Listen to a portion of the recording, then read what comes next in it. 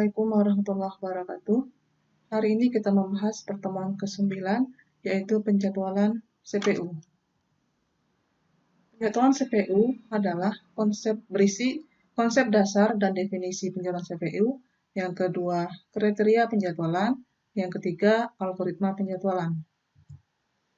Konsep dasar penjadwalan yang pertama, sistem operasi modern umumnya merupakan sistem multitasking. Yang kedua, tujuan utamanya adalah agar beberapa proses dapat berjalan secara bersamaan dan hal ini berguna untuk memaksimalkan kinerja CPU. Yang ketiga, pemanfaatan CPU maksimum diperoleh dengan multiprogramming. Yang keempat, CPU I/O burst dan cycle pelaksanaan proses terdiri dari siklus tunggu I/O dan eksekusi CPU. Proses dapat dibagi menjadi dua macam, yaitu I/O bound process dan CPU bound process. Namun yang terbaik adalah kombinasi antara CPU bound dan I/O bound yang seimbang. Definisi penjadwalan proses adalah kumpulan kebijaksanaan dan mekanisme sistem operasi yang mengatur urutan dan jangka waktu eksekusi proses-proses yang aktif. Tugas dari penjadwalan proses adalah memilih proses, menentukan kapan serta berapa lama proses tersebut boleh menggunakan prosesor. Kriteria penjadwalan proses ada 5, yaitu keadilan, efisiensi, faktor tanggapan atau waktu tanggapan, waiting time, dan turnaround time. Faktor yang pertama adalah keadilan, yaitu memastikan bahwa setiap proses mendapat giliran yang adil, tetapi tidak selalu berarti jatah waktu yang sama. Yang kedua, perlu dipastikan tidak terjadi proses yang tidak terlayani dalam waktu yang lama. Kriteria efisiensi artinya penggunaan waktu CPU atau CPU time seoptimal mungkin, sehingga prosesor tidak terpakai terus-menerus selama dalam antrian ready.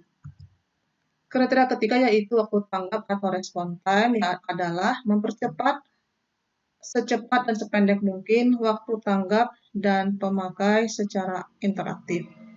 Yang kedua, response time adalah waktu antara pengguna memberikan input dengan sistem operasi memberikan output atau umpan balik kepada pengguna. Yang keempat, waktu tunggu atau waiting time adalah waktu yang harus seminim mungkin, yang merupakan durasi waktu yang dihabiskan suatu proses dalam antrian ready selama siklus hidupnya. Yang kelima adalah turnaround time, adalah waktu yang harus diberikan seminim mungkin, yang merupakan durasi waktu dari proses atau job masuk ke dalam sistem sampai selesai. Turnaround time adalah waktu eksekusi dan ditambah waktu menunggu. Yang keenam adalah throughput. Throughput adalah rata-rata proses atau jumlah kerja yang dapat diselesaikan per satuan waktu. Nilai throughput harus tinggi karena lebih tinggi angka throughput, maka lebih banyak kerja yang dapat diselesaikan. Strategi dasar ada 2, yaitu non-preemptive atau run to completion. Yang kedua adalah preemptive. Strategi yang pertama adalah non-preemptive atau run to completion, artinya algoritma penjadwalan yang proses-prosesnya jika sedang running maka tidak dapat dihentikan sementara dan proses tersebut harus running sampai selesai. Strategi ini dianggap berbahaya saat ini karena jika terjadi crash maka sistem operasi tidak berfungsi. Yang ketiga, strategi non-preemptive itu umumnya digunakan pada sistem sekuensial. Strategi kedua adalah preemptive, algoritma penjadwalan yang memungkinkan beberapa proses yang sedang running bisa dihentikan sementara oleh proses yang lain. Ini adalah algoritma cocok untuk sistem operasi multitasking, real-time, dan time sharing. Berikut adalah beberapa algoritma penjadwalan. Pada pertemuan hari ini kita akan membahas 2 yang pertama, yaitu first come first serve atau disingkat FCFS. Yang kedua adalah shortest job first atau disingkat dengan SJF. First come first serve atau FCFS adalah algoritma penjadwalan yang melakukan penjadwalan berdasarkan urutan waktu kedatangan. FCFS adalah algoritma penjadwalan yang menggunakan strategi non-preemptif, artinya setiap proses nanti akan dilaksanakan berjalankan sampai selesai tanpa terpotong oleh proses yang lain. Proses dijalankan tanpa mempertimbangkan prioritas. Yang keempat, konsep dasar seperti ini juga disebut dengan istilah first in, first out atau FIFO. Kemudian, first come, first serve adalah algoritma penjadwalan yang mengandung konvoy efek. Berikut adalah beberapa hal yang harus diperhatikan dalam mengerjakan algoritma first come first serve atau FCFS. Yang pertama, proses-proses yang siap dieksekusi atau ready queue adalah proses-proses yang akan dijalankan. Yang kedua, ada Gantt. Gantt adalah bagan yang menunjukkan urutan proses yang dieksekusi berdasarkan algoritma FCFS. Yang ketiga, waktu mulai adalah waktu proses mulai dikerjakan. Yang keempat, waktu selesai, waktu proses selesai dijalankan. Yang kelima, waktu tunggu adalah waktu proses menunggu sampai dijalankan. Yang kelima, rata-rata waktu tunggu atau average waiting time adalah jumlah seluruh waktu tunggu proses dibagi jumlah proses. Kita perhatikan contoh soalnya. Ada 3 proses dalam ready queue, P1, P2, P3. P1 besarnya 24 mikrosecond, P2 3 mikrosecond, P3 3 mikrosecond. Anda diminta untuk menggambarkan Gantt chart-nya dengan algoritma FCFS. Yang kedua, membuat tabel waktu tunggu. Yang ketiga, menghitung rata-rata waktu tunggu atau average waiting time. Pembahasannya, ini adalah gambar Gantt chart-nya. P1 akan dikerjakan dari 0 sampai 24, lalu P2 akan dikerjakan sampai 27, dari 24 sampai 27, 3 mikrosecond. P3 akan dikerjakan sampai 30 mikrosecond, dari 27 sampai 30 mikrosecond.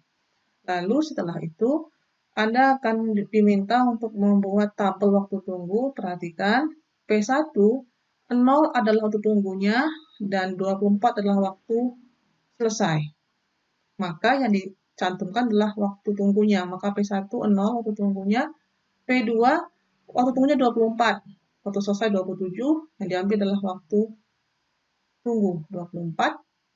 Lalu P3 waktu tunggunya 27, waktu selesai 30. Maka yang dimasukkan adalah waktu tunggunya 27. Kemudian setelah mendapatkan semua waktu tunggu proses, dihitung rata-ratanya, yaitu jumlah seluruh waktu tunggu dibagi jumlah proses. Maka jumlahkan 0 ditambah 24 ditambah 27 dibagi 3, dapatnya 17 mikrosecond. Lalu kita bahas konvoy efek pada first come first serve. Algoritma penjadwalan proses dengan FCFS dianggap algoritma yang tidak efisien karena mengandung konvoy efek. Konvoy efek di FCFS adalah istilah yang menggambarkan jika proses pertama adalah proses yang paling besar burst time-nya, maka Gantt chart akan menghasilkan rata-rata waktu tunggu yang paling besar.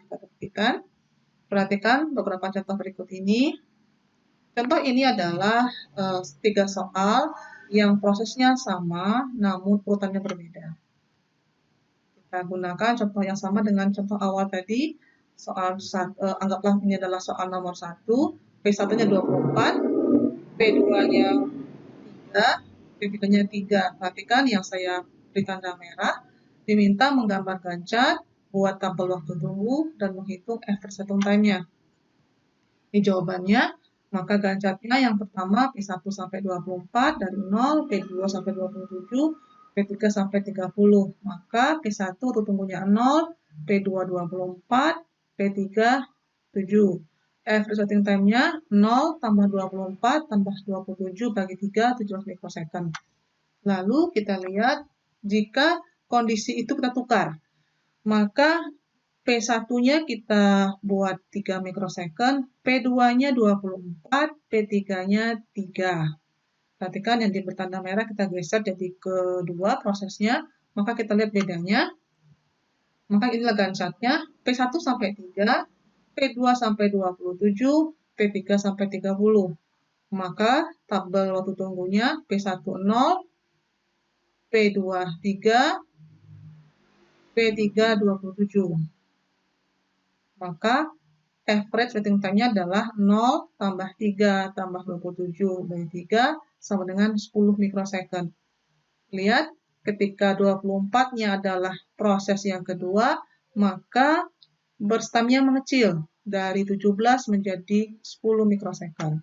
Soal yang ketiga, kita lihat prosesnya P1 3, P2 3, P3 24. 24 kita jadikan proses yang terakhir, kita lihat hasilnya. P1 dari 0 sampai 3, P2 dari 3 sampai 6, P3 dari 6 sampai 30. Maka waktu tunggunya adalah P1-nya 0, P2-nya 3, P3-nya 6. Maka average waiting time-nya adalah 0 tambah 3 tambah 6 bagi 3 sama dengan 3 mikrosecond. Perhatikan bahwa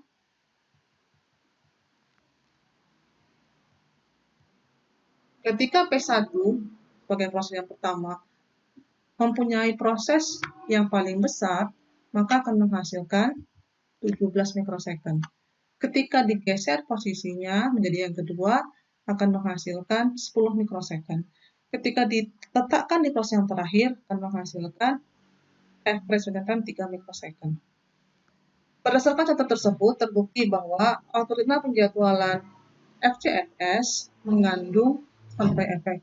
Jika proses yang pertama adalah proses yang paling besar, maka akan menghasilkan average waiting time yang terbesar. Lihat, perhatikan contoh nomor 1, 17 mikrosecond, nomor 2, 10 mikrosecond, nomor 3, 3 mikrosecond. Rata-rata waktu tunggu adalah salah satu indikator yang digunakan untuk menilai apakah algoritma penjadwalan tersebut efisien atau tidak. Semakin kecil average waiting time, maka algoritma penjadwalan dianggap semakin efisien.